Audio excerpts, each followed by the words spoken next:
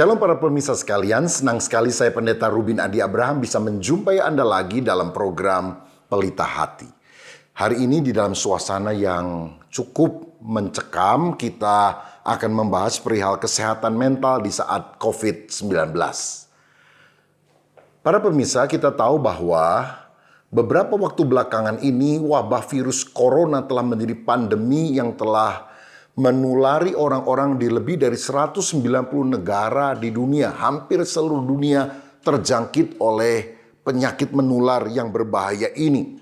Di Indonesia, Presiden Joko Widodo telah memberikan instruksi agar orang bisa belajar, bekerja, dan beribadah di rumah. Stay at home. Saya tahu hal ini mendapatkan banyak tentangan karena ini bukan hanya bicara masalah kesehatan, tapi juga masalah ekonomi dan sebagainya. Tetapi tujuan pemerintah adalah bagus untuk memutus mata rantai penyebaran virus corona ini yang akan mati pada mata rantai 14 hari dalam kehidupan seseorang.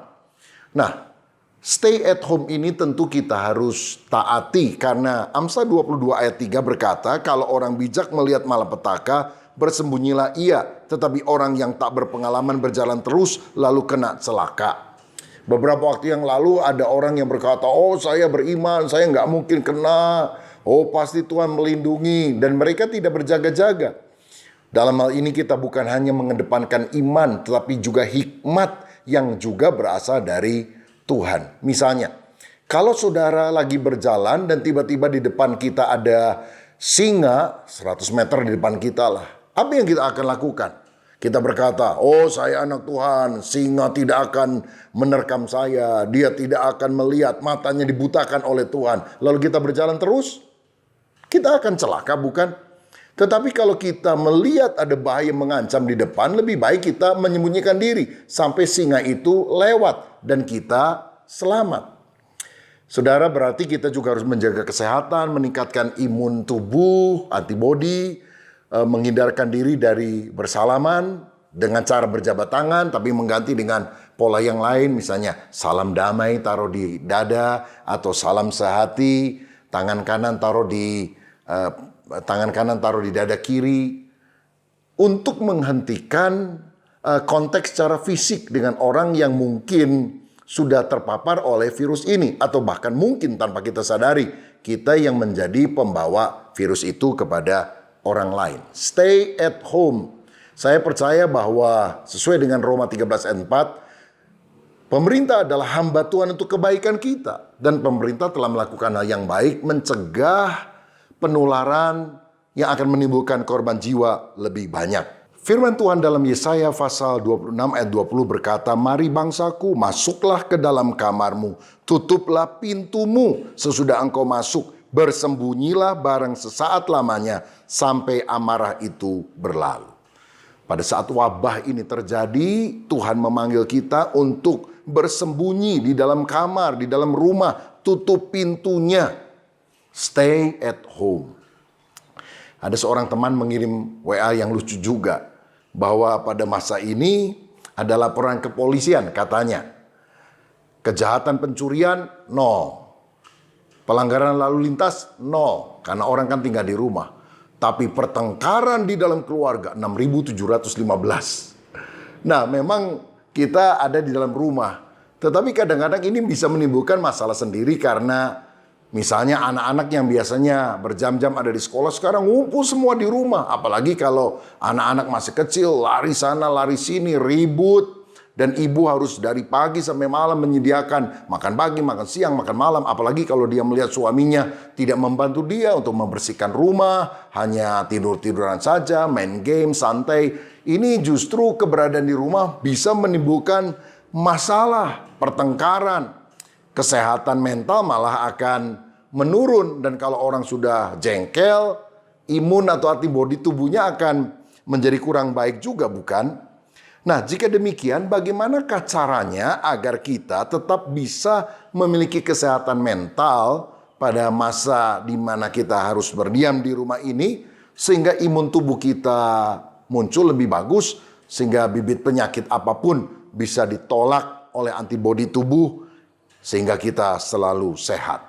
Nah, membahas masalah kesehatan mental ini, saya teringat dalam Filipi 4 ayat 4-8, firman Tuhan yang berkata demikian. Bersukacitalah senantiasa dalam Tuhan, sekali lagi kukatakan, bersukacitalah. Hendaklah kebaikan hatimu diketahui semua orang. Tuhan sudah dekat. Janganlah hendaknya kamu khawatir tentang apapun juga, tetapi nyatakanlah dalam segala hal keinginanmu kepada Allah dalam doa dan permohonan. Dengan ucapan syukur, damai sejahtera Allah yang melampaui segala akal akan memelihara hati dan pikiranmu dalam Kristus Yesus.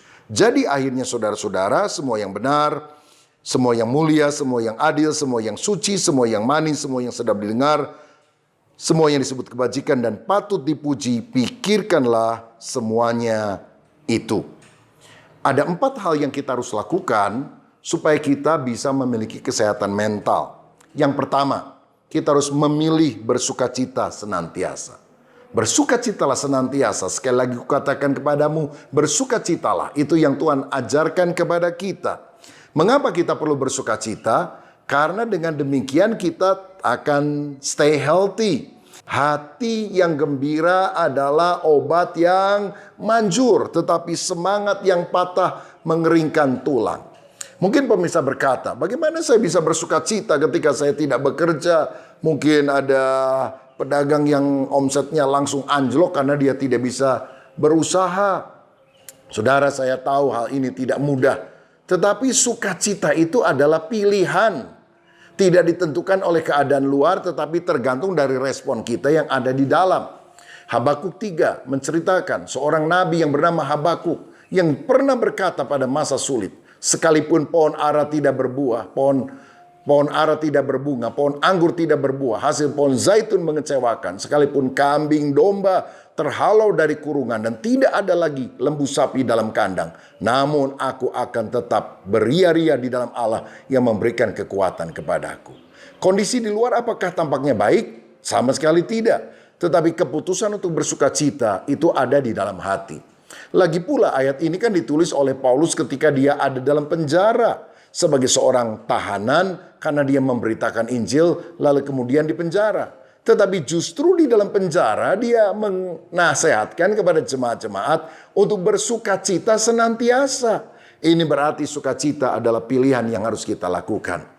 Stay at home, tapi jangan ngomel-ngomel, jangan berantem. Pilihlah untuk bersukacita walaupun engkau mungkin melihat kekurangan daripada anggota keluarga yang lain.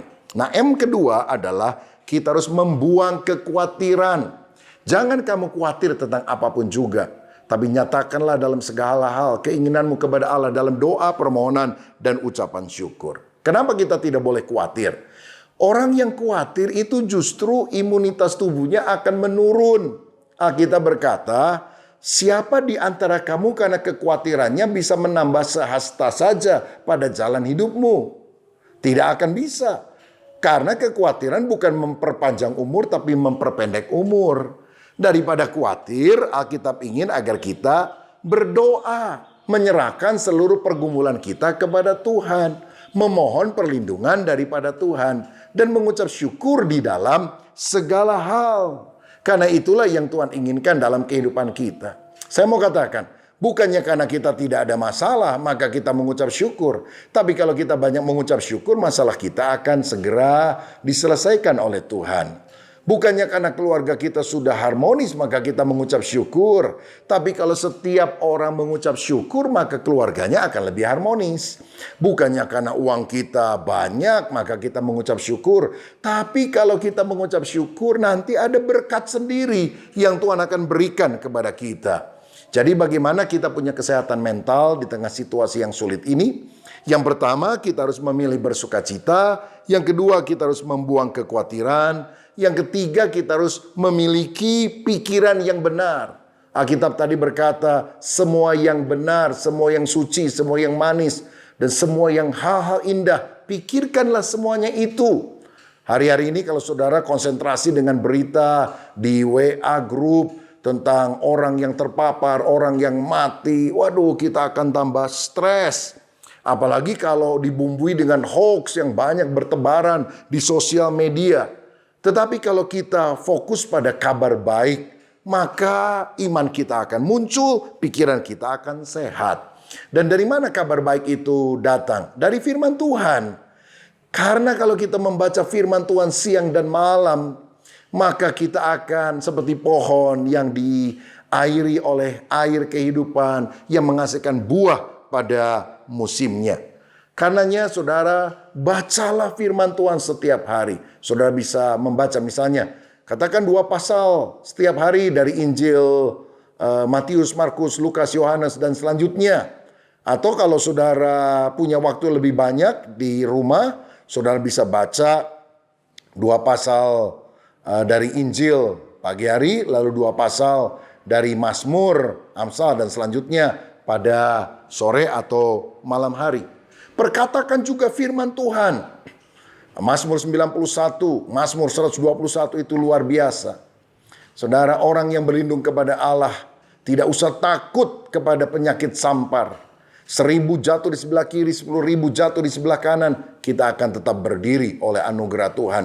Karena malaikat-malaikatnya akan diutus berkemah di sekeliling orang-orang yang benar. Yaitu orang yang hatinya melekat kepada Tuhan dan mengenal nama Tuhan. Siapa namanya?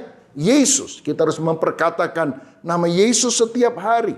Stop membaca sosial media yang negatif. Jangan share hal-hal yang negatif, tapi share hal-hal yang baik. Orang-orang yang sembuh, usaha-usaha pemerintah yang baik untuk mendatangkan obat dan hal yang lain dari luar negeri supaya masyarakat cepat pulih. Intinya, milikilah pikiran yang benar. Dan pikiran yang benar itu datang ketika kita mendapatkan asupan yang benar dari firman Tuhan dan hal-hal yang positif di sekitar kita. Dan yang terakhir, supaya kita punya kesehatan mental, maka kita harus melakukan perbuatan baik. Hendaklah kebaikan hatimu diketahui semua orang. Dalam situasi sulit ini, bahkan secara ekonomi, bukankah kita perlu berbuat baik kepada sesama? Misalnya, kalau saudara pesan makanan dari ojek online, maka saudara bisa pesan 1 porsi tambahan untuk dia, supaya dia atau keluarganya bisa makan. Atau saudara bisa pesan, dan kemudian saudara tidak usah minta diantar ke rumah itu makanan. Katakan saja, ini silakan buat Mas, silakan untuk menikmatinya. Bukankah kita bisa menjadi berkat bagi mereka? Saudara, ada banyak cara lain yang kreatif yang kita bisa lakukan. Sehingga masa-masa stay at home ini kita bukannya malah bertengkar, tetapi kita bisa saling mengasihi satu dengan yang lain dengan rumus 4M tadi. Memilih bersukacita senantiasa, membuang kekhawatiran, memiliki pikiran yang benar, dan melakukan perbuatan baik. Bersama dengan kita ada Pak Dr. Julianto Simanjuntak, seorang praktisi kesehatan mental yang telah melakukan konseling kepada banyak orang, dan dia akan membagikan resepnya bagaimana supaya kita punya kesehatan mental yang baik di tengah COVID-19 ini. Tuhan memberkati. Salam sejahtera pemirsa, apa kabarnya Anda pada hari ini? Senang sekali saya, Airin Wangsajaya, kembali menemui pemirsa dalam episode Pelita Hati pekan ini. Pemirsa yang terkasih, pada pekan ini kita sedang mengikuti anjuran Presiden untuk belajar dari rumah, bekerja dari rumah, dan beribadah dari rumah. Pemirsa yang terkasih, saya mengerti bahwa masa-masa ini bukanlah masa-masa yang mudah. Kita semua harus terus berjuang, menguatkan hati kita, dan memotivasi diri kita masing-masing. Pemirsa yang terkasih, doa kami dari segenap tim Pelita Hati untuk para pemirsa yang sedang menonton tayangan ini. Kiranya kasih karunia Tuhan membungkus kita semua, sehingga kita semua dapat memiliki fisik yang sehat dan tentu saja kita memiliki keadaan mental yang baik. Pemirsa yang terkasih, berbicara mengenai keadaan mental. Pada hari ini kita akan membahas mengenai kesehatan mental di masa sulit. Oleh karena itu telah hadir hambanya, Bapak Pendeta Julianto Simanjuntak. Beliau adalah pendiri dari Lembaga Keluarga Kreatif di Indonesia. Dan pada hari ini kita akan mengajukan beberapa pertanyaan secara jarak jauh yang akan dijawab oleh beliau langsung. Dan berikut adalah interview kami. Ya, salam konseling, saya Julianto Simanjuntak, senang berbincang dengan Saudara Iren. Shalom Pak Julianto, apa kabarnya? Pak Julianto, pertanyaan pertama yang ingin saya berikan kepada Bapak adalah dalam beberapa seminar Bapak mengakui bahwa Bapak adalah seorang yang ekstrovert. Dan bagaimana caranya seorang yang ekstrovert dapat dikurung di dalam masa isolasi ini, diam di rumah selama 14 hari? Karena kami mengetahui bahwa Bapak adalah seseorang yang biasanya mengarahkan, memberikan seminar, memberikan petunjuk, membantu orang. Dan sekarang Bapak terkungkung istilahnya di dalam rumah. Apakah Bapak masih mempunyai sukacita, Bapak memiliki hal-hal yang baik tetap untuk dibagikan, Pak? Memang tidak mudah tentu di rumah seharian, berhari-hari, berminggu-minggu. Ada beberapa hal yang bisa dilakukan oleh orang-orang yang ekstrovert atau orang yang biasa mendapatkan energi dari kegiatan di luar rumah. Bagi saya yang pertama itu adalah menikmati hobi. Ya. Hobi itu sebenarnya adalah pabrik kesenangan pribadi, di mana kita bisa meng-create, ya, menciptakan kesenangan berdasarkan memang hal-hal yang kita sukai. Saya kasih contoh, misalnya saya senang menyanyi, saya suka bermain gitar, menyanyi setiap pagi atau pada malam hari ketika saya merasa sedang stres, ya. Atau saudara boleh menikmati seperti hobi yang lain seperti membaca, ya. Membaca buku-buku kesukaan saudara yang memang membuat Anda excited dengan apa yang ditulis. Yang ketiga adalah bisa jadi hobi itu seperti menonton film-film yang Anda sukai, ya. Saya suka menonton film komedi, olahraga tinju misalnya, atau hal-hal lain yang Anda sukai. Intinya adalah kita harus cakap mencintai diri kita pada waktu kita sedang berada di rumah. Hal yang kedua adalah yang paling sering kita lakukan adalah mencoba membangun ulang relasi dan komunikasi dengan orang terdekat, orang-orang di rumah kita. Apakah itu dengan pasangan atau anak kita. Ini tentu suatu dinamika yang baru oleh karena tidak mudah. Biasanya kita cuma 4 jam, tiba-tiba kini kita 14 jam, 16 jam harus ada di dalam rumah bersama-sama. Tapi itu bisa dilatih, itu bisa diciptakan. Nah, yang ketiga adalah membuat pekerjaan-pekerjaan di rumah itu dikerjakan bersama-sama. Apakah itu misalnya merapikan rumah, atau bekerja bersama-sama dengan anggota rumah untuk membuat sesuatu hal yang baru, bermain hal-hal yang misalnya disukai oleh anak-anak kita. Kami pada waktu kecil, biasanya kalau kami di rumah, kami mencoba bermain catur, halma, ular tangga, congklak, atau monopoli, atau bermain game yang anak-anak kita sukai, yang kita bisa belajar ulang dengan mereka. Mungkin game-game yang bukan online, tapi game-game yang offline. Saya kira ini beberapa kegiatan yang bisa dilakukan, terutama orang-orang yang ekstrovert, dan sewaktu-waktu bisa jalan sedikit keluar rumah, olahraga, ya, jalan pagi, atau menikmati suasana yang memang Anda bisa ciptakan ketika Anda berada hanya di dalam rumah dalam waktu-waktu situasi pandemi ini. Pak Julianto, ada satu pertanyaan yang sangat menarik dan statement dari teman-teman kami bahwa beliau mengatakan seperti ini. Kita ini kan dikarantina, diisolasi supaya kita tidak terkena dengan apa yang dinamakan COVID-19 atau virus corona ini. Tapi kita sih memang sehat dan puji Tuhan kita secara fisik tidak terpapar virus itu. Tapi kita terpapar dengan apa yang namanya ketidaksehatan mental, seperti itu kata mereka. Karena yang biasanya ke gym, punya aktivitas, berada di dalam lingkungan yang penuh dengan sosialitas, seperti itu ya. Lalu tiba-tiba harus dikungkung di dalam rumah bersama dengan anak-anak, suami yang interaksinya lebih dari 14 jam sehari, terus-menerus dari pagi sampai malam, gak ada me time. Lalu itu benar-benar membuat kami ini kelelahan dan efeknya itu jadi banyak ke yang lain. Dia bilang coronavirusnya tidak terpapar, tapi kesehatan mental kita nih yang bahaya nih. Pak Julianto, bagaimana tanggapan Bapak mengenai hal ini? Sebenarnya gangguan jiwa itu bukan semata-mata disebabkan apa yang sedang kita hadapi seperti pandemi corona. Ada 3 penyebab dasar, yaitu yang pertama adalah predisposisi. Memang dari dasarnya, dari kita kecil, kesehatan mental kita memang kurang bagus. Yang kedua adalah faktor kontribusi. Sudah ada penyumbang-penyumbang, apakah itu situasi keuangan, apakah situasi relasi kita yang penuh konflik, keluarga kita yang tidak harmonis, atau pekerjaan kita yang sedang tidak baik. Sedangkan yang ketiga adalah faktor pencetus atau trigger faktor, ya seperti COVID Corona ini kita sebut namanya faktor pencetus, bukan penyebab tunggal terhadap gangguan jiwa kita atau gangguan tidur kita.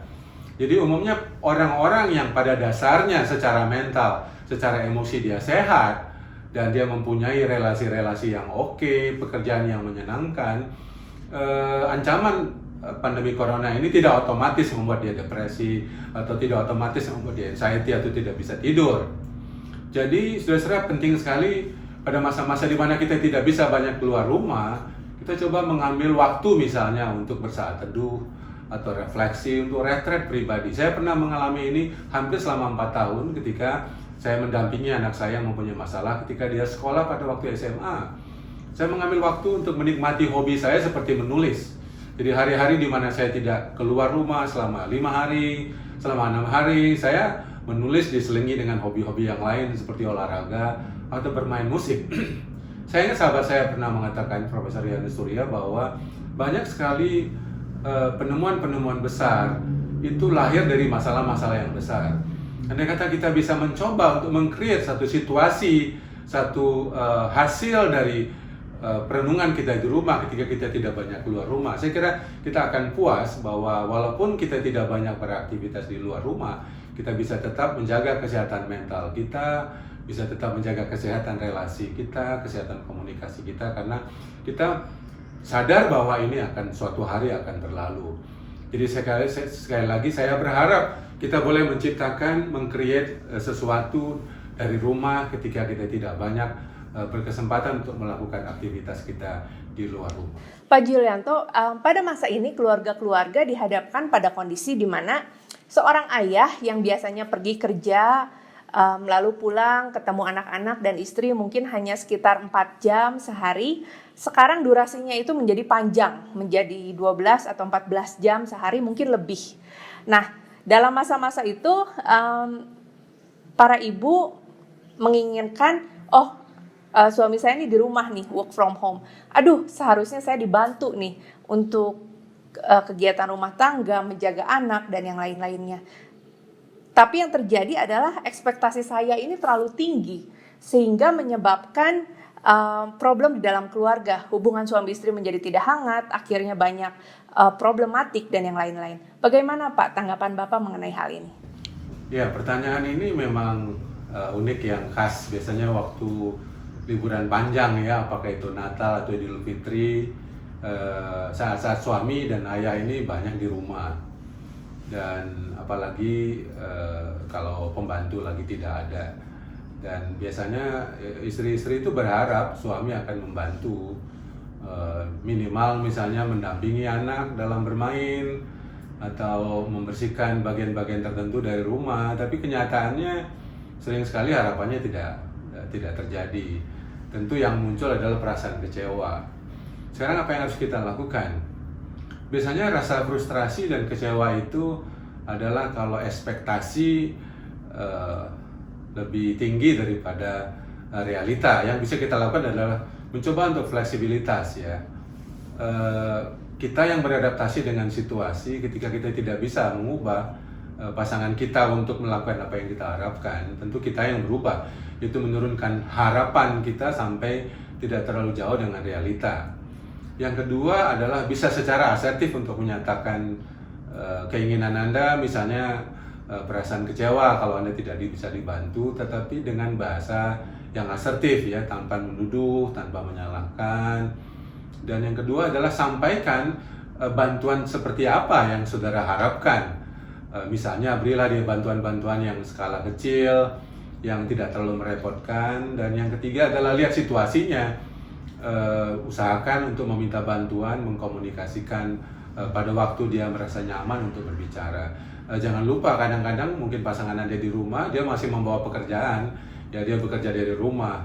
Sehingga kalau menyampaikan harapan bantuan A, bantuan B, tolong komunikasikan secara jelas dan sudah sampaikan harapan-harapan itu dengan baik.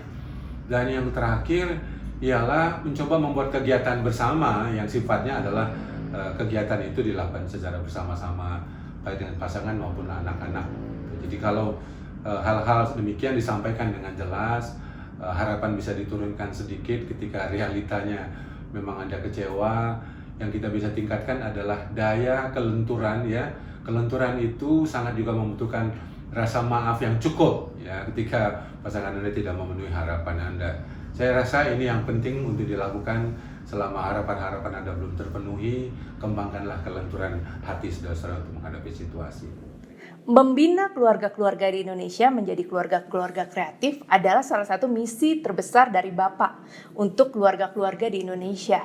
Pak, tapi berbicara mengenai menjadi keluarga kreatif, itu kan gak gampang, Pak. Apalagi di dalam situasi kita yang ibu udah capek, udah masak, udah nyuci, udah ngurusin anak, udah guiding anak untuk belajar dari rumah. Lalu sekarang harus menjadi seseorang yang kreatif di dalam keluarga. Itu kan gak mudah, Pak, baik untuk ayah atau untuk ibu. Bagaimana, Pak, caranya supaya kita dapat mewujudkan ini menjadi keluarga yang kreatif di tengah-tengah masa sulit ini? Untuk menciptakan kreativitas dibutuhkan beberapa hal. Yang pertama adalah kesehatian ya, di mana satu sama yang lain mempunyai tujuan yang sama, bagaimana menciptakan suasana yang menyenangkan di dalam rumah. Yang kedua adalah jangan sampai ada luka-luka atau konflik-konflik pribadi yang belum selesai. Karena biasanya kalau sudah ada konflik yang belum selesai, kita cenderung saling menghindari. Jangan heran misalnya yang satu masuk di kamar, yang dua sibuk dengan komputernya, atau yang lain sibuk dengan HP-nya. Jadi penting sekali sebelum melakukan kegiatan bersama, itu adalah merapikan perasaan, mensinergikan hati supaya tidak ada luka yang belum diselesaikan. Dan yang terakhir adalah dalam kegiatan bersama ini penting sekali menciptakan kegiatan yang menyenangkan ke semua pihak, baik ibu, ayah maupun anak-anak. Ini yang disebut dengan bonding. Bonding adalah melakukan kegiatan bersama, baik yang menyenangkan orang tua maupun anak. Ini yang membutuhkan kreativitas. Ya. Di rumah kami misalnya anak ketika minta belajar main pingpong misalnya, ya kami membelikan meja pingpong yang sederhana. Ada permintaan misalnya, bolehkah ajarkan saya main gitar? Ya tentu kita boleh bermain gitar bersama dengan anak-anak, mencari lagu yang menyenangkan kedua belah pihak misalnya. Atau yang ketiga, menciptakan suatu hobi yang baru, misalnya masak. Ketika ada yang suka masak, yang lain menikmati dan memberikan apresiasi. Sehingga kegiatan-kegiatan ini yang paling penting adalah kegiatan itu hanya jembatan, itu bukan tujuan. Tujuan yang paling penting adalah membangun kembali komunikasi bersama yang sudah lama berkurang, yang sudah lama hilang oleh karena kesibukan. Dan ini tentu membutuhkan energi, membutuhkan kemauan, dan membutuhkan kesempatan yang diciptakan secara bersama-sama. Sekali lagi, untuk kreatif, kita perlu sekali sehati bersama, kita perlu kompak, dan menyelesaikan hal-hal yang masih mungkin sisa-sisa luka yang perlu dikomunikasikan satu sama yang lain. Pak Julianto, saya tahu bahwa Bapak bukan seorang pengusaha, tapi Bapak merupakan seorang pelayan. Tapi bolehkah saya mengajukan pertanyaan ini, Pak? Pak, banyak sekali pengusaha-pengusaha yang memiliki banyak karyawan dan memiliki income sebelumnya, atau pekerja-pekerja di kantor seperti itu yang biasanya sudah biasa menerima gaji tetap. Nah, dalam masa-masa seperti ini adalah masa-masa yang sangat bergejolak. Dalam 1 atau 2 hari keadaan ekonomi berubah secara drastis. Pak, adakah pesan untuk mereka? Bagaimana menanggulangi hal-hal seperti ini? Ada seorang pengusaha yang juga sulit menanggulangi kejadian-kejadian seperti ini. Tiba-tiba saja karyawan yang jumlahnya banyak karena lockdown, lalu tiba-tiba dia tidak bisa menjalankan usahanya dan tetap harus membayar gaji pegawai. Lalu cicilan atau pinjaman kepada bank juga yang harus tetap dibayar. Apa, Pak, yang bisa diberikan kepada para pengusaha? Saya bukan seorang pengusaha, tapi saya juga punya produksi kecil di bidang penerbitan.